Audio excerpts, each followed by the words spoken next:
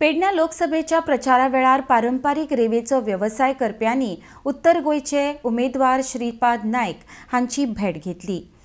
तांच्या मुखार आपले प्रश्न मांडले। ह्या संदर्भात मुखेलमंत्र्याकडेन चर्चा करून समस्या सोडयतले म्हण नाईक हांच्यांनी रेंव व्यावसायिकांक उतर दिला। RDX Goa bureau report.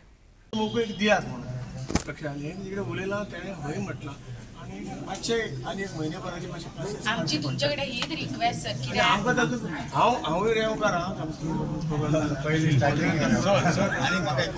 सगळे गोष्टी म्हाका बारीक सारकी सगळे खबर आसा कशा पद्दतीन हे खरे म्हणजे हांवें तेन्ना अशी तरी चर्चा जाल्ली मिटींग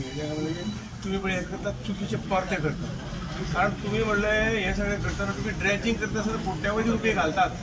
आणि तुमकां म्हणल्यार फुकट ड्रेजिंग करून आमी वाड्याकार फुकट रेंवकार तुमकां ड्रेजिंग करता तुम्ही आमकां उलटी तांकां सबसिडी जाय तांच्या पोटार मारतात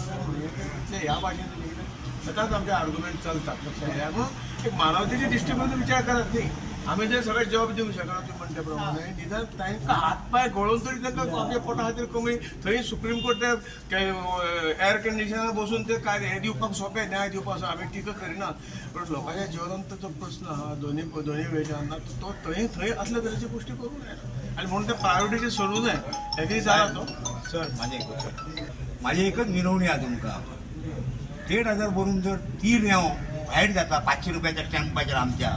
जाल्यार आमचे लोक थंय वयतात तेन्ना तेंचे 300 ट्रक रेंव घेवन हांगा येतात आमचे भुरगे आडोवपाचो प्रयत्न करतात रेंव तेंका तांकां पुलीस फोर्साचे दामले वयतात आमचे जे 10 मिटराचे ट्रक जावं 3 ब्रासाचे ट्रक आहात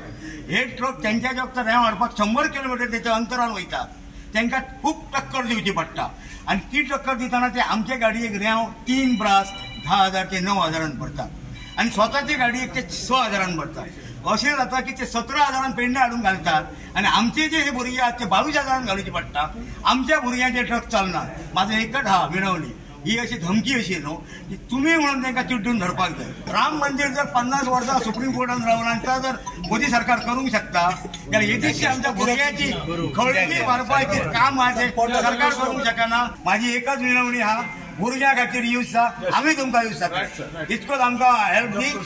तुम्ही सदांच आमचे आसतले